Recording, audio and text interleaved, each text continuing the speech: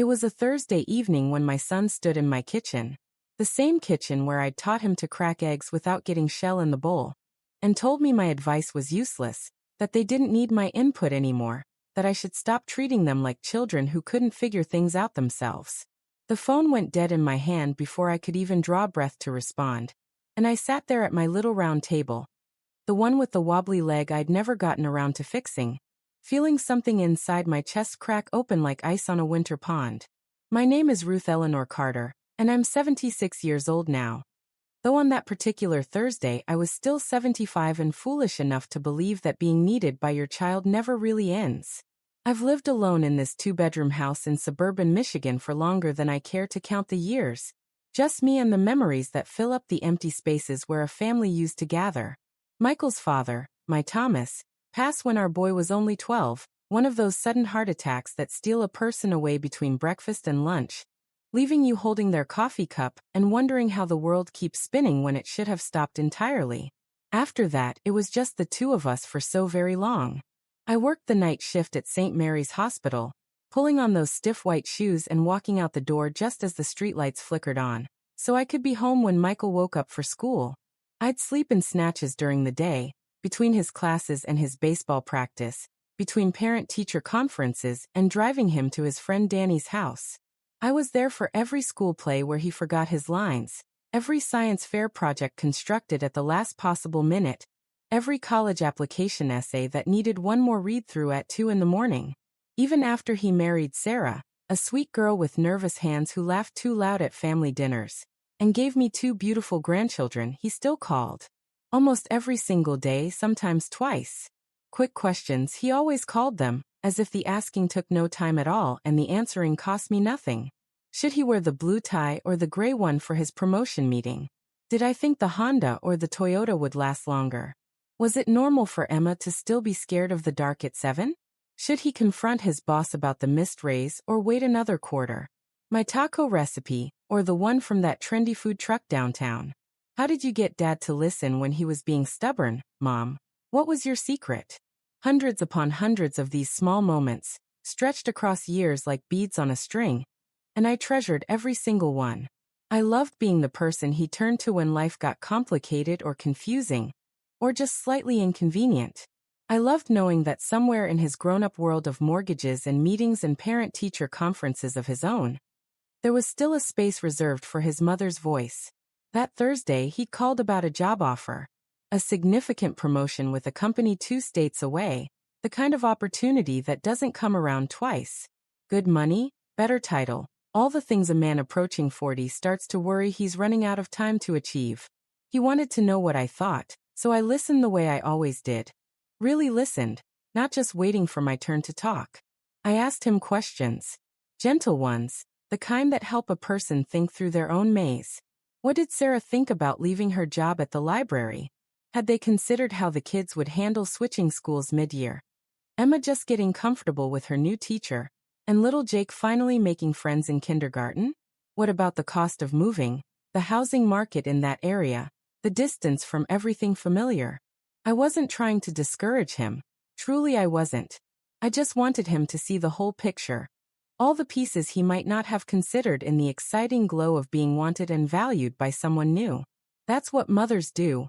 We hold up the mirror that shows not just the bright possibilities, but also the shadows they cast. His voice had gone quiet on the other end of the line. Then came the words, sharp and clean as a slap. Mom, your advice is useless.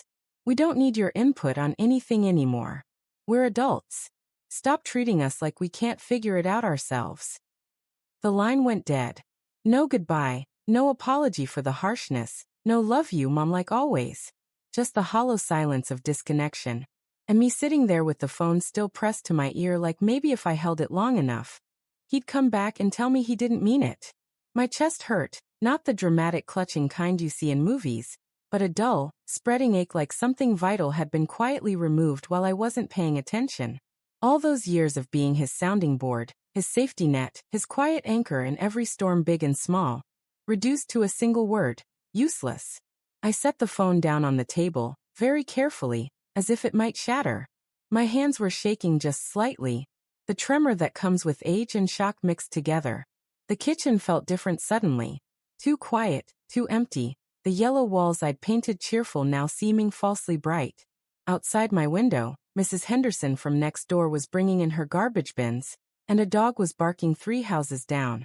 And the whole world was continuing on as if nothing had changed at all.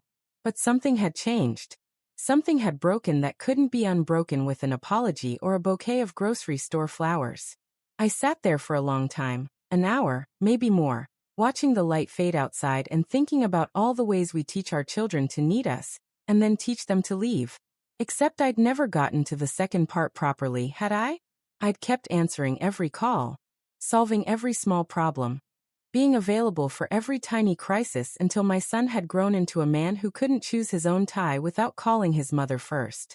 Sarah had probably been whispering in his ear for months, maybe years. "Cut the apron strings, Michael. You're 40 years old, and calling your mommy about tire pressure. What must people think?" I could almost hear her saying it, her voice taking on that edge it got when she felt threatened by something she didn't understand. And maybe she was right. Maybe I had held on too tight, loved too much, made myself too necessary. Maybe I'd turned my son into someone who couldn't stand on his own 2 feet without his mother propping him up. The thought made me feel sick and sad and angry all at once. Angry at myself for not seeing it. Angry at him for saying it so cruelly. Angry at the whole situation that had no villains, only people loving each other poorly. I got up eventually, moving like my joints had aged 10 years in that one evening. And I did what I always do when my heart hurts. I went outside to check on my roses. They were blooming beautifully that year. The red ones Thomas had planted the summer before he died, still coming back faithful as sunrise. I deadhead the spent flowers, feeling the thorns catch on my gardening gloves, breathing in the sweet perfume that always reminded me of better days. And standing there in my garden with dirt under my fingernails and tears I refused to shed burning behind my eyes, I made a decision. A quiet one, the kind that doesn't announce itself with drama, but settles into your bones like truth. If my advice was useless, then I would stop giving it. If they didn't need my input, then I wouldn't offer it anymore. Not out of spite or punishment, but out of simple, honest acceptance. My son had told me what he needed, and what he needed was for me to stop being the person I'd been for 50 years. So I would stop. I would let him learn what life felt like when the safety net wasn't there anymore. When the voice on the other end of the phone went silent. When quick questions had to be answered by the person asking them. I went back inside, washed my hands at the kitchen sink, and looked at my phone sitting there on the table. Already a text had come through. "Mom, which airport is cheaper for Thanksgiving flights, Grand Rapids or Detroit?" I read it. Felt the old instinct rising up like muscle memory. The urge to pull up flight comparison websites, to check dates and times, to solve this small problem because I could, because I always had. Instead, I set the phone face down on the counter and walked away. The silence that followed felt like the beginning of something I couldn't quite name yet. Something painful and necessary and maybe, just maybe, the only honest thing left to do. The first morning without answering felt like holding my breath underwater. Unnatural, uncomfortable. Every instinct screaming at me to surface and gasp for air. I woke up at 6:30 like always, made my coffee in the old percolator that Thomas bought me for our 20th anniversary, and sat at the kitchen table watching my phone light up with Michael's name. 3 texts before 8 o'clock. Each one a small question that would have taken me 30 seconds to answer a week ago. "Mom, do you have Aunt Linda's mailing address? Need to send her a birthday card." "Mom, quick. Is it weird to bring wine to a barbecue at 2 in the afternoon?" "Mom, you there? Emma's asking if she can get her ears pierced. What age did you let me get mine done?" "Wait, I never got mine done lol, but you know what I mean." I read every single one. Picked up the phone twice, fingers hovering over the keyboard, that terrible ache in my chest growing heavier with each message I didn't send. But I set it down again both times, got up, and busied myself with things that didn't matter. Reorganizing the linen closet, wiping down baseboards that were already clean, pulling out Thomas's old tackle box from the garage, and sorting through lures he'd never use again. Anything to keep my hands occupied, and my heart from overruling my head.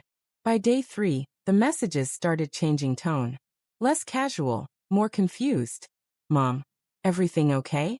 You're usually up by now." Mom, seriously, are you mad at me? If I said something wrong, just tell me. Mom, I'm getting worried. Please just text back that you're alive at least. That last one almost broke me. The thought of my son worrying, imagining me fallen in the bathroom or collapsed in the garden. That specific fear that haunts every adult child with an aging parent living alone. I nearly called him just to ease that particular terror, but then I remembered. Useless. My advice, my input, my entire presence in his daily life. Useless. If I was so useless, then my silence shouldn't matter this much, should it? Sarah called on day 5. I let it go to voicemail, then listened to her message while standing at my kitchen sink, hands gripping the counter edge hard enough to hurt. Ruth, hi, it's Sarah. Michael's really upset that you're not answering. I know he can be. Well, he can say things he doesn't mean when he's stressed. The job thing has him all twisted up. Could you just call him back? The kids are asking about you too. Emma wants to know if you're coming to her dance recital next Friday. Anyway, call us. Please. Her voice had that tight, brittle quality it got when she was trying to manage something she didn't want to manage. I almost felt sorry for her, almost. But she was the one who'd been pushing him to cut the apron strings, wasn't she? She was the one who'd made him feel weak for needing his mother's voice in his ear. Now she could deal with the consequences of getting exactly what she'd wanted. The dance recital. Lord, that hurt. I'd been to every single one since Emma was 3 years old, and forgot her routine halfway through. Just stood there on stage picking her nose while the other little girls twirled around her. I had the date circled on my calendar in red marker. Had already bought her a bouquet of pink carnations, her favorite, that were sitting in water in my refrigerator waiting. But I didn't call back. I took those carnations and brought them to Thomas's grave instead. Sat on the bench nearby and told him everything that had happened. Told him how our boy had grown up into someone who could hurt me without meaning to. Or maybe meaning to just enough to make it sting. Told him how lonely this house felt without those daily phone calls. How much emptiness could fill up the space where usefulness used to live. The stone didn't answer, of course. But the quiet there felt different than the quiet at home. Peaceful instead of punishing, restful instead of rejected. By the end of the first week, Michael showed up at my door. I saw him through the front window, parking his car at the curb, sitting there for a long minute like he was gathering courage. He looked tired, older somehow, his shoulders curved forward in a way that reminded me of the boy he'd been at 12, standing in the hospital corridor after they told us Thomas was gone. I stepped away from the window before he could see me watching. Let him ring the doorbell once, twice, 3 times. Let him knock and call out, Mom? Mom, I know you're in there. Your car's in the driveway. I stood in my hallway, one hand pressed flat against the wall for balance. Tears running down my face that I didn't even try to wipe away. Every fiber of my being wanted to open that door, to pull my son into my arms and tell him it was okay. Everything was okay, we didn't have to talk about it. But it wasn't okay. And we did have to talk about it, or rather, he did, just not yet. Not until he understood what he'd actually said to me, what he'd actually done. After 15 minutes, he left. I watched from behind the curtain as he sat in his car again, head down, hands on the steering wheel. Watched him pull out his phone, probably calling me again. Watched the call light up my phone on the coffee table, vibrating itself halfway across the surface. Watched him finally drive away. That night I couldn't sleep. Lay in bed staring at the ceiling, remembering all the nights I'd stayed up when he was little, sick with flu, scared of thunderstorms, anxious about the first day of school. Remembering how he used to crawl into bed between Thomas and me during those storms. His small body wedged between us like he was afraid the wind might blow him away if he slept alone. When had I become the storm he needed protection from? When had my love turned into something he had to escape? The second week was harder. The calls and texts became less frequent but more desperate. He'd figured out I was choosing not to answer, not unable to answer. The tone shifted from confused to hurt to something close to panic. Mom, I don't understand what I did. Please just talk to me. Mom, Dad would want you to answer. You know he would. That one made me angry. Hot, righteous anger that felt better than the sadness. How dare he invoke his father, the man who'd loved me so completely he never once made me feel useless or burdensome. Thomas had valued my counsel, my partnership, my voice in every decision we made together. He'd never told me to stop offering input, to stop being who I was. I almost called then, almost picked up that phone to tell Michael exactly how wrong he was about what his father would want. But the anger cooled as quickly as it had flared, leaving me hollow and exhausted. By day 10, the practical consequences started showing in his messages, though he didn't directly connect them to my absence at first. Booked the flights and they were $200 more than last month. Should have done it sooner. The camp we signed Emma up for is a disaster. She hates it and cries every morning. Sarah's furious with me. Had to replace the tires on Sarah's car again because apparently I bought the wrong kind the first time. How was I supposed to know? Each message was like watching him stumble in the dark, reaching for a light switch that wasn't there anymore. Part of me wanted to feel vindicated. See, you do need me, you do need my useless advice. But mostly I just felt sad. Sad that it had come to this.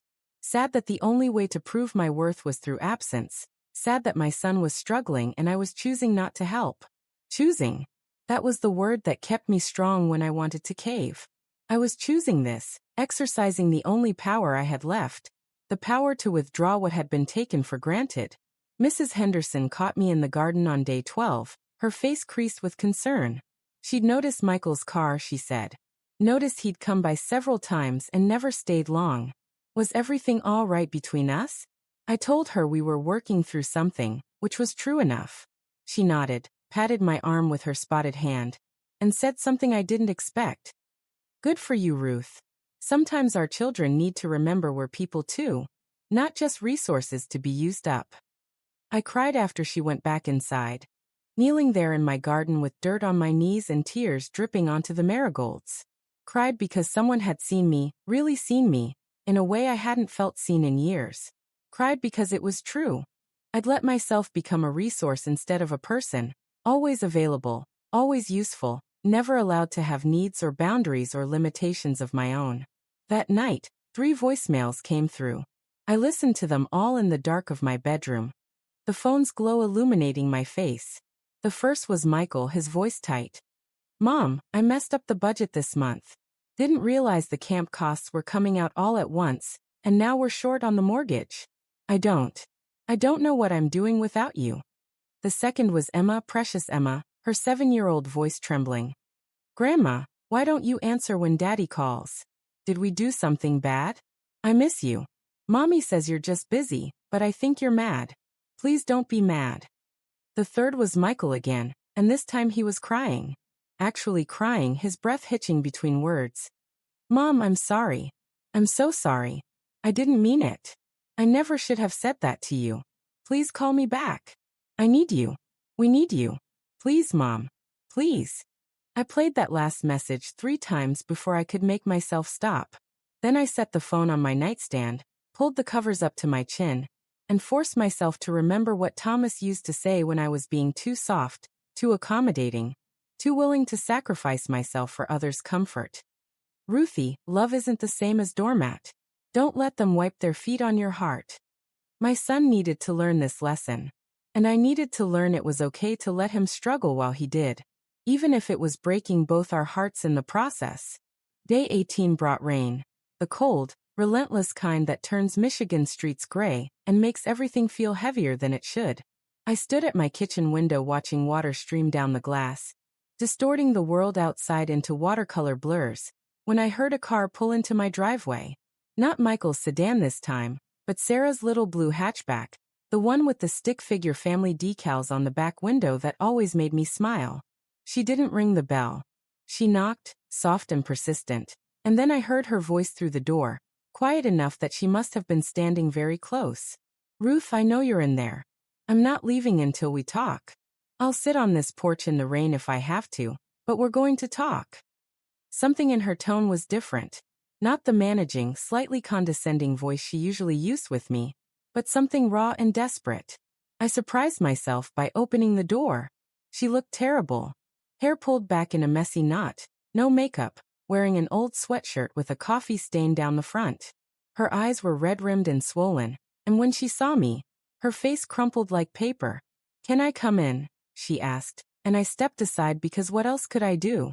We sat at my kitchen table, the same table where Michael had called me from nearly 3 weeks ago, though it felt like years had passed since then. I made tea neither of us wanted, just to have something to do with my hands. Sarah wrapped her fingers around the mug and stared into it like she was reading tea leaves that might tell her how to begin. He's falling apart, she finally said. Michael. He's completely falling apart and it's my fault. I didn't say anything. Just waited, the way I'd learned to wait with patience in the hospital, giving people space to find their own words, their own truth. I pushed him to say it, she continued, her voice barely above a whisper. Not those exact words, but, God, Ruth, I've been so jealous of you. For years. Every time he called you, every time he needed your opinion on something, I felt like I wasn't enough. Like I'd never be enough because you were always there, always had the answer, always knew better than me. The confession hung in the air between us. I should have felt vindicated, but instead I just felt tired and sad. I kept telling him he needed to cut the apron strings, Sarah went on, tears spilling over now, that he was 40 years old and shouldn't need to call his mommy about every little thing, that it made him look weak, made us look weak, like we couldn't handle our own lives. I thought if he just stopped calling you so much, he'd turn to me instead, that I'd finally be the person he needed. She looked up at me then, mascara streaked and miserable. But that's not what happened. He doesn't turn to me. He just panics, makes bad decisions, second guesses everything, snaps at the kids, lies awake at night worrying about things he never worried about before, because you were always there to help him think them through. I took a sip of my tea, buying time to organize my thoughts. What happened that Thursday night? I asked. The job offer, did he take it? Sarah shook her head. He turned it down. Made the decision in about 5 minutes, right after he hung up on you. Just called them back and said no, didn't want to uproot the family, thanks but no thanks. Didn't even talk to me about it first. Then he tried to call you back to tell you what he'd done, and you didn't answer. And now he regrets it, I said quietly. He doesn't even know, Sarah said, fresh tears starting. That's the problem. He has no idea if he made the right choice or the wrong one because he didn't think it through. He just reacted. And every day since then has been like that, reactive, impulsive, nothing thought through properly. It's like watching someone try to walk when they've just realized they don't actually know how. She pulled a tissue from her pocket and wiped her eyes, smearing the mascara worse. The camp thing. He saw an ad on Facebook and signed Emma up without reading reviews or checking if any of her friends were going. She's been miserable, begs not to go every morning. The tires. He bought performance tires for a family sedan because the guy at the shop said they were the best, without asking what they were best for. The budget. He forgot we had automatic payments set up for 3 different things and overdrew the account. And the argument with you? I asked, remembering his text about not knowing how to de-escalate. Sarah's laugh was bitter. Oh, that was spectacular. I mentioned that maybe he should call you and apologize, and he completely lost it. Said I'd made him push you away in the first place, that I'd ruined his relationship with his mother, that everything falling apart was my fault. We screamed at each other in front of the kids. Emma locked herself in her room. Jake wet his pants because he was so scared. She buried her face in her hands. I never wanted this. I just wanted to matter. I wanted to be enough for my own husband. But not like this. Never like this.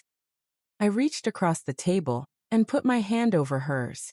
Not quite forgiveness, but not cruelty either. You do matter, Sarah.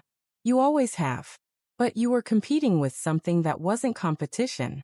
A mother's love doesn't take up space that belongs to a wife. They're different things entirely. I know that now, she whispered. I'm so sorry, Ruth. I'm so sorry for what I did, what I encouraged him to do.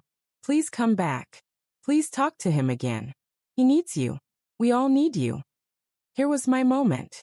The apology I'd been waiting for, delivered not by my son but by the woman who'd helped create this mess. Part of me wanted to fold immediately, to say of course, to pick up the phone right now and call Michael and fix everything. But Thomas's voice echoed in my head again. Don't let them wipe their feet on your heart. No, I said gently but firmly. Not yet.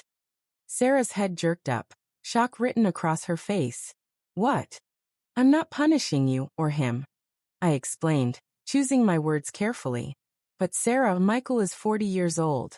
He needs to learn how to stand on his own, how to think things through without immediately reaching for a phone. And you need to learn that you can't manipulate him into independence or manipulate me into disappearing so you can take my place. That's not, she started, but I held up my hand. It is, sweetheart. It absolutely is. And it's human and understandable, but it's not healthy. Not for any of us. I squeezed her hand. Michael told me my advice was useless. Until he understands why that was cruel and untrue, until he's really sat with the consequences of saying it, I can't just go back to how things were. It would teach him nothing except that mommy will always fix it eventually, no matter how badly he treats her. But he's suffering, Sarah said, her voice breaking. The kids are suffering. We're all suffering. I know, I said, and my own voice cracked. Don't you think I know that? Don't you think I hear every voicemail, read every text, that it breaks my heart a little more each time? But Sarah, I'm suffering too. I've been suffering for years, being taken for granted, treated like a resource instead of a person, never allowed to have my own feelings or boundaries because everyone always needs something from me. I stood up, walked to the window, looked out at the rain that was finally starting to let up. I raised that boy alone after his father died. I worked nights so I could be there during the day. I gave up opportunities, friendships, my own life in so many ways to make sure he had everything he needed. And I never regretted it, not for 1 second. But somewhere along the way, we both forgot that I'm a person too, that I can be hurt, that I deserve respect and kindness, not just as his mother but as Ruth, as myself. When I turned back around, Sarah was crying again, but softer now, nodding slowly. How long, she asked. How long before you'll talk to him again? I don't know, I admitted. When it feels right. When I believe he's really learned what he needed to learn. When I'm ready to set boundaries and know they'll be respected. Sarah stood up, gathering her purse and keys. At the door, she turned back to me. The kids really do miss you. Emma's recital is tomorrow night.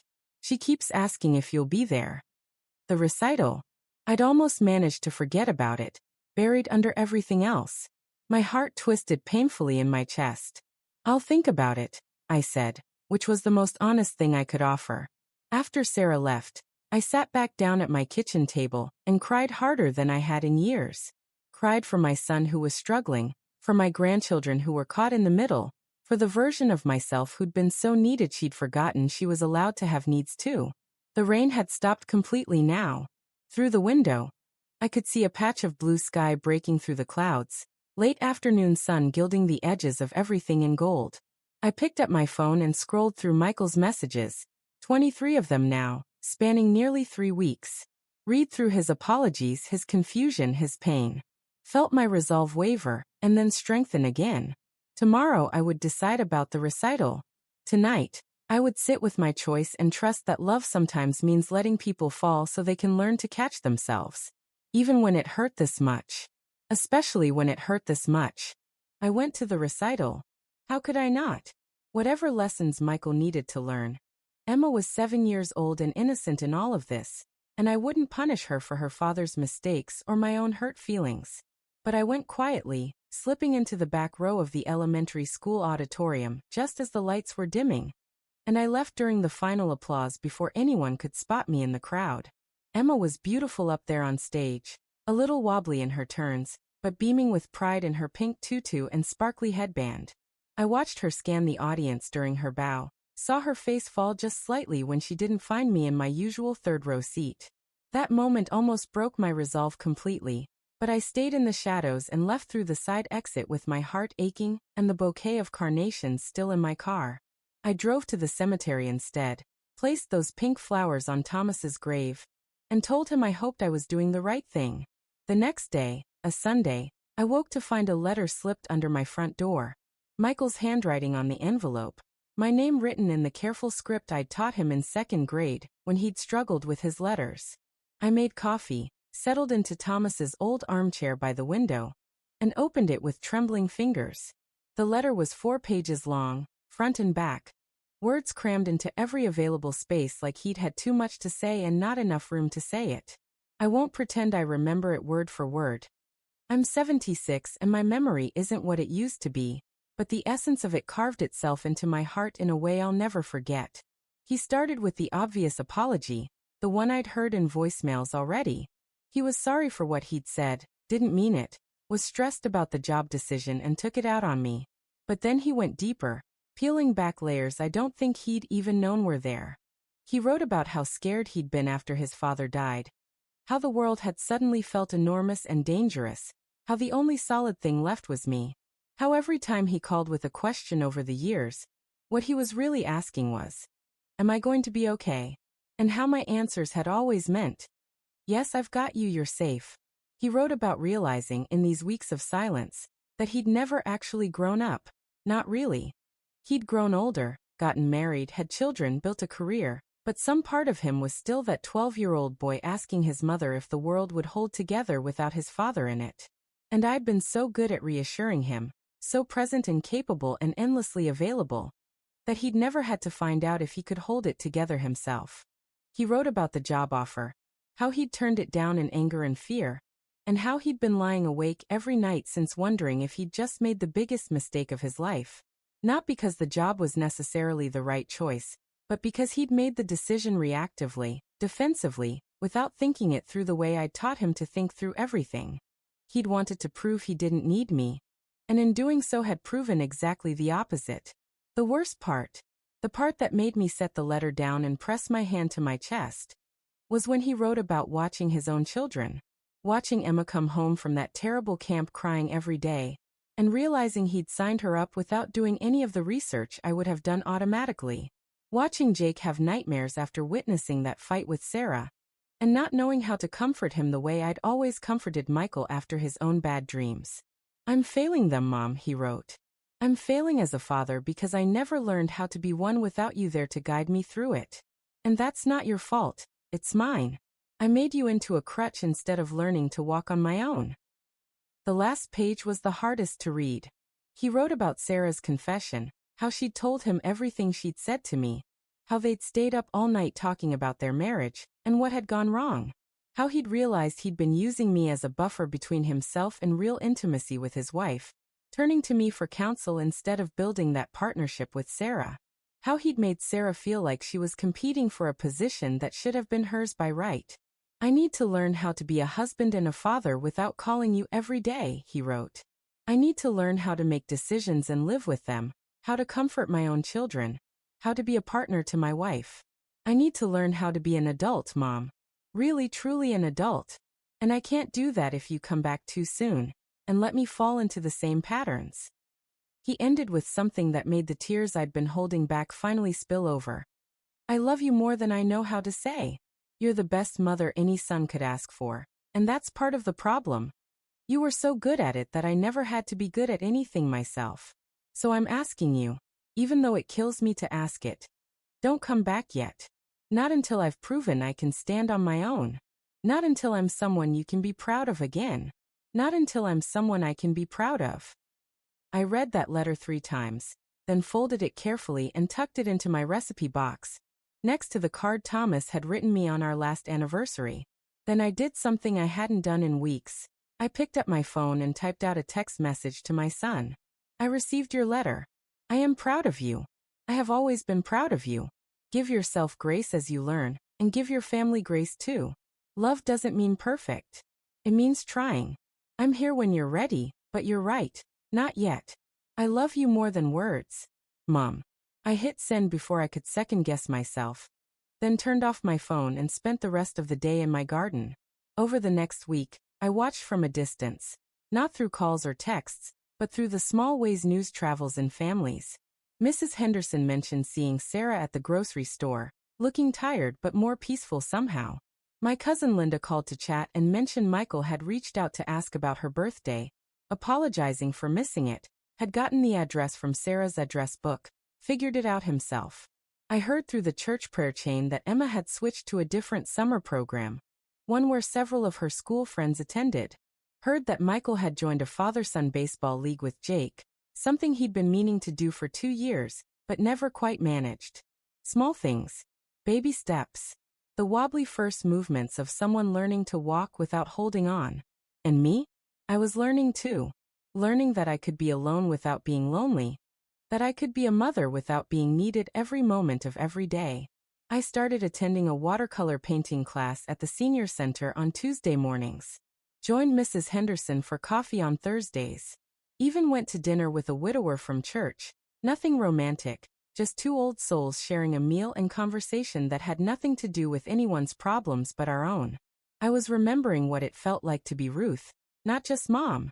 And it felt strange and new and a little bit wonderful, like finding a part of myself I'd packed away so long ago I'd forgotten it existed. 3 weeks after the letter, my phone rang with Michael's number.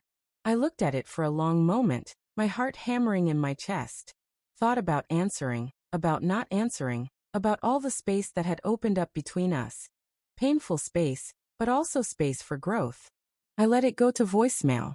Not because I was still punishing him, but because I wanted to hear what he'd say when he thought I might not be listening. Wanted to know if the change I'd sensed was real, or just temporary desperation. His voice on the recording was steady, calm, thoughtful.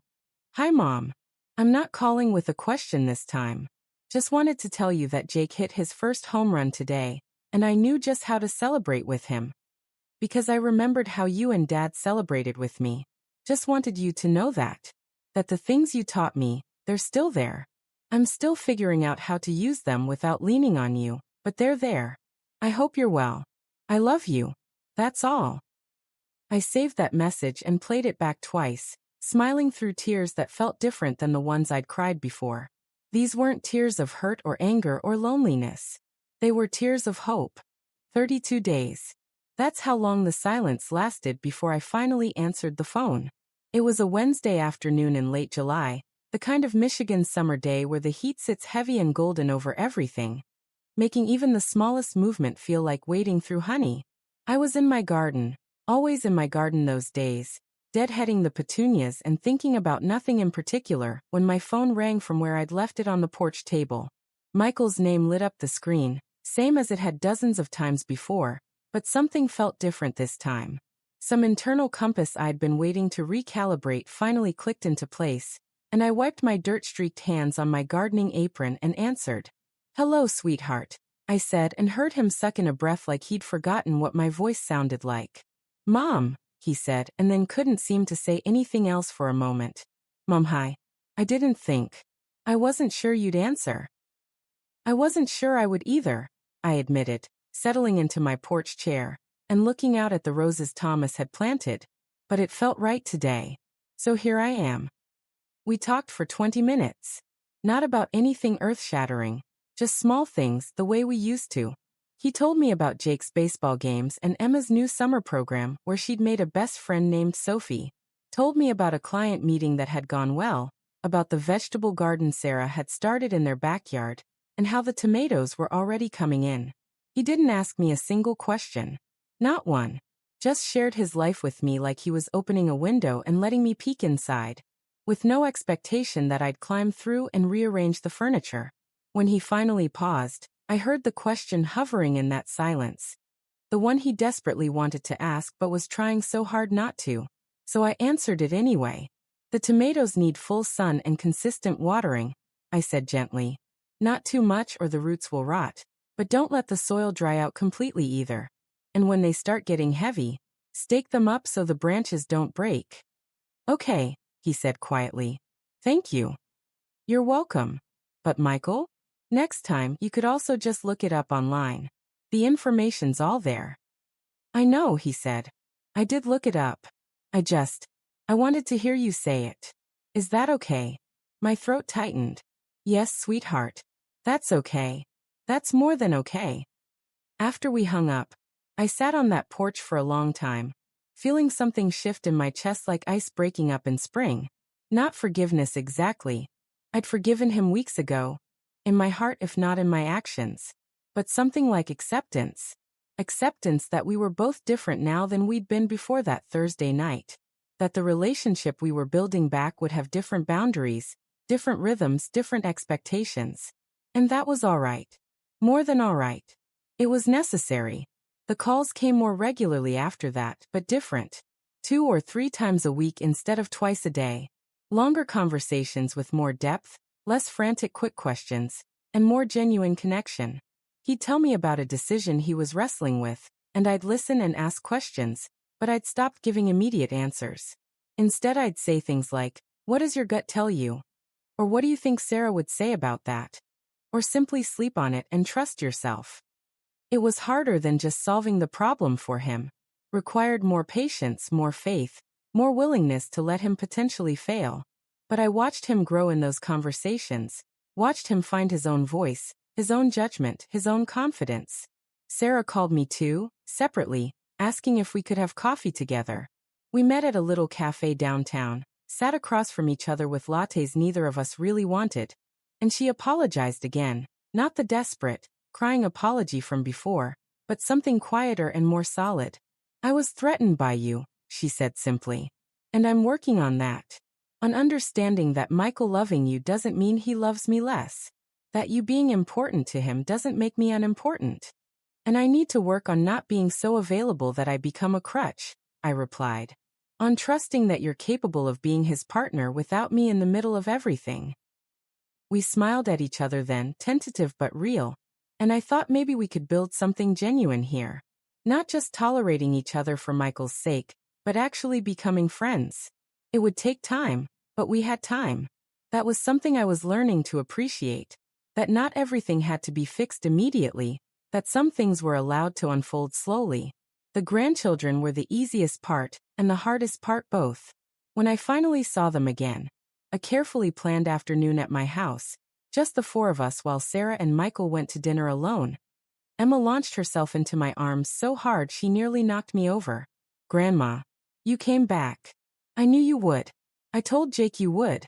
I didn't go anywhere, sweet pea," I said into her hair. "I was right here the whole time." "But you weren't answering," she said, pulling back to look at me with those serious brown eyes so much like her father's. "Daddy said you needed space." "What's space mean?" "Like outer space." I knelt down to her level, ignoring my protesting knees. "Space means time to think and feel and be by myself for a little while. Grown-ups need that sometimes, even from people we love very much." "Did we make you sad?" Jake asked, his small voice worried. "No, baby, no. You didn't make me sad. Sometimes grown-up things are complicated, that's all. But I'm here now, and I missed you both terribly, and I want to hear everything about your summer." We made cookies, my mother's old sugar cookie recipe that I'd taught Michael, and was now teaching them. Emma measured ingredients with fierce concentration, while Jake licked the spoon and got flour absolutely everywhere. And I realized, watching them, that this was what I'd needed. Not to be needed every second, but to be wanted. To be chosen. To have my presence be a gift rather than a given. I started filling my days differently.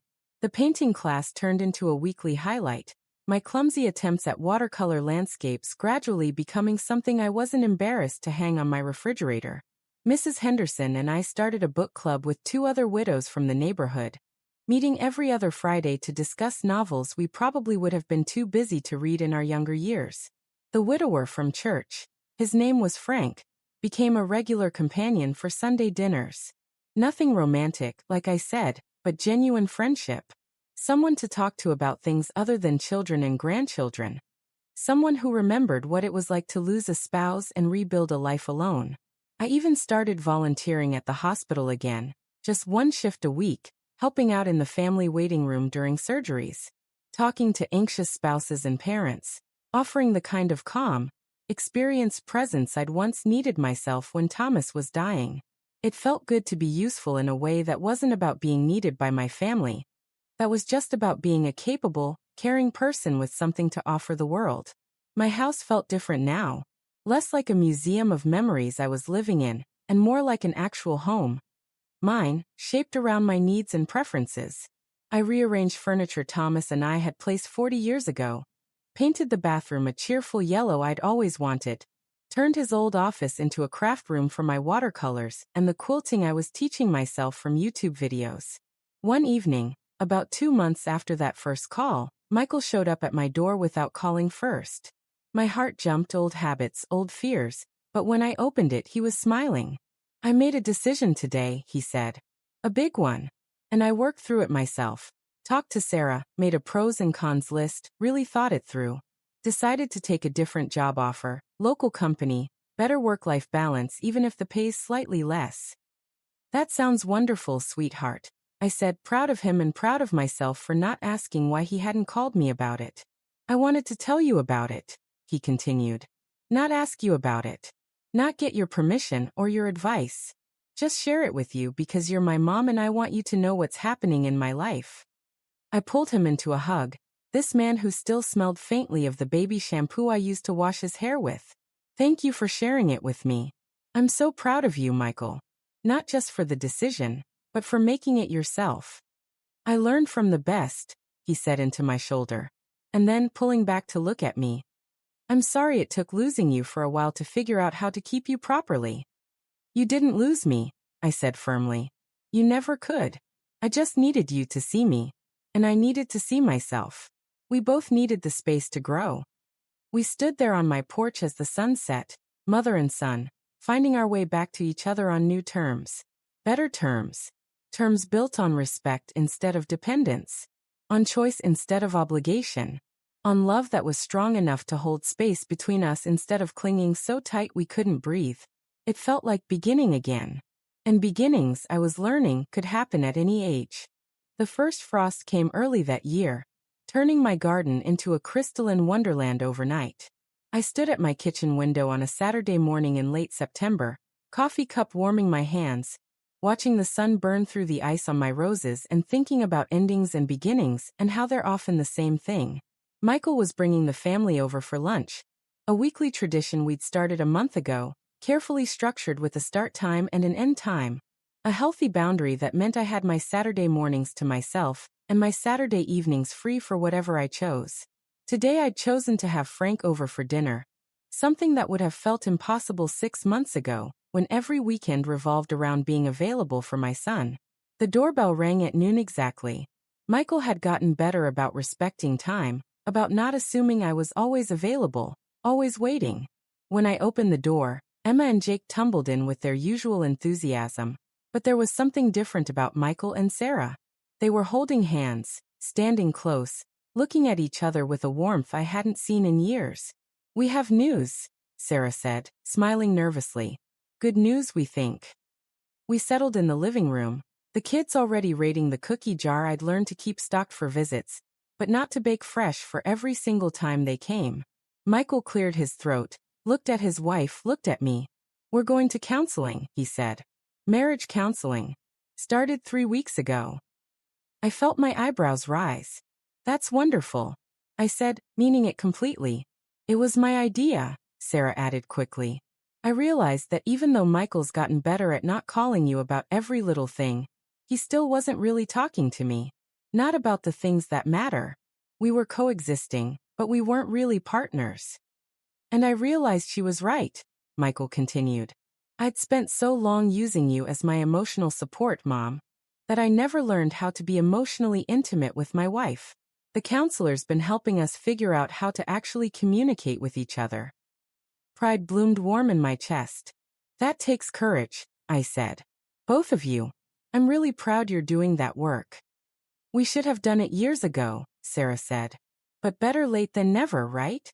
Over lunch, a simple soup and sandwiches, nothing fancy. Nothing that required me to spend all morning cooking. I watched my son with his family. Really watched, the way I'd been learning to observe rather than manage. He was more present than I'd ever seen him. Listening when Emma chattered about her friend Sophie's birthday party. Helping Jake cut his sandwich without being asked. Checking in with Sarah about her afternoon plans with genuine interest. He wasn't perfect. He still got distracted by his phone twice. Still forgot to use a coaster for his water glass. But he was trying. Growing. Becoming the husband and father he wanted to be instead of the one who just defaulted to calling his mother when things got hard. After lunch, while Sarah took the kids to the backyard to collect fallen leaves for a craft project, Michael helped me with the dishes. We worked in comfortable silence for a while, the rhythm of wash and dry as familiar as breathing. "I turned down another opportunity this week," he said finally, handing me a plate to dry. Consulting gig would have been good money but terrible hours. Would have meant missing Jake's games and Emma's school concerts. How did you decide? I asked, keeping my voice neutral.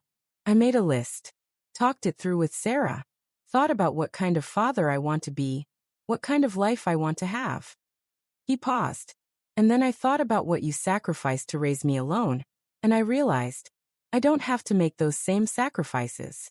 I have choices you didn't have, and I want to choose being present. I set down the dish towel and turned to face him.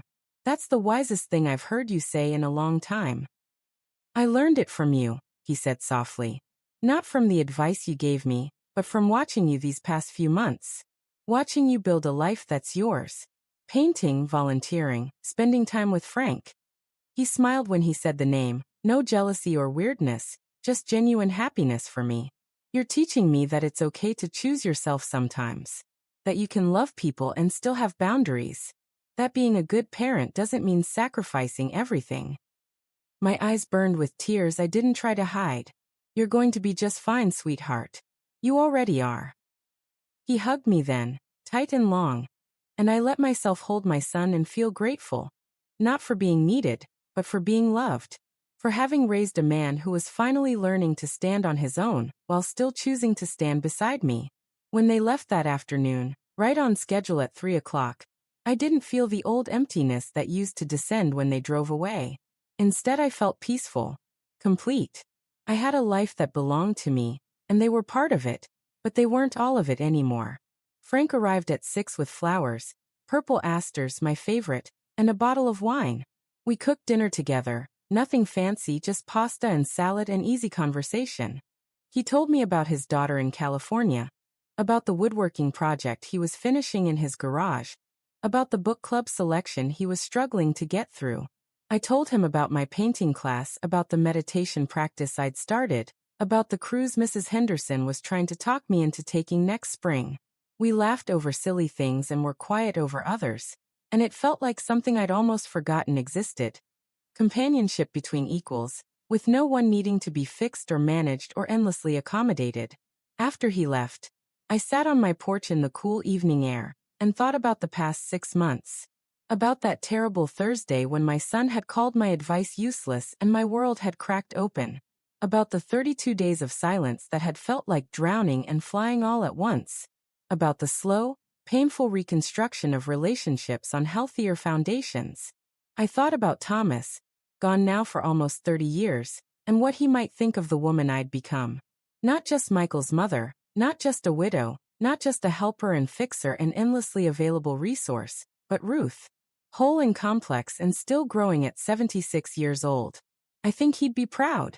I know I was finally proud of myself. My phone buzzed with a text from Michael. Thank you for today, Mom. For lunch and for listening and for being you. Love you. I smiled and typed back. Love you too, sweetheart. See you next Saturday. Not tomorrow. Not in 2 hours. Next Saturday. A week away. A week for both of us to live our own lives. Make our own choices, be our own people before coming back together. The space between us wasn't empty anymore. It was full of growth and change and hard-won wisdom, full of respect and boundaries and love that was finally healthy, full of possibility and peace. I'd spent 50 years of my life being needed, being useful, being the person everyone turned to when life got complicated. And in learning to step back, in choosing myself, in letting my son struggle and grow, I discovered something precious. I didn't need to be needed to matter. I didn't need to solve everyone's problems to be valuable. I didn't need to sacrifice myself completely to prove my love. Some lessons hurt the most when they come from absence, not anger. But the lessons that last, the ones that transform us, those come from having the courage to choose yourself even when it breaks your heart. Even when it feels selfish or cruel or impossibly hard. I stood up, went inside my house, my home, my sanctuary, my space, and looked around at the life I'd built in these past months. The watercolor paintings on the walls, the book club selection on the coffee table, the calendar with my own appointments and activities marked in my own handwriting, the kitchen where I cooked what I wanted when I wanted it, the bedroom where I slept peacefully without guilt, the garden that bloomed because I tended it for myself, This was freedom. This was what I'd earned by letting go. And it was more beautiful than I ever could have imagined. Outside my window, the stars were coming out one by one. The same stars that had watched over me through grief and loneliness and painful growth. The same stars that would keep watching as I continued this new chapter of my life. Whatever it held, whoever I chose to share it with, however long I had left to live it. I was 76 years old, and I was just beginning to understand what it meant to be fully, completely, unapologetically alive. Not as someone's mother or someone's helper or someone's solution, just as Ruth. And that, finally, was more than enough.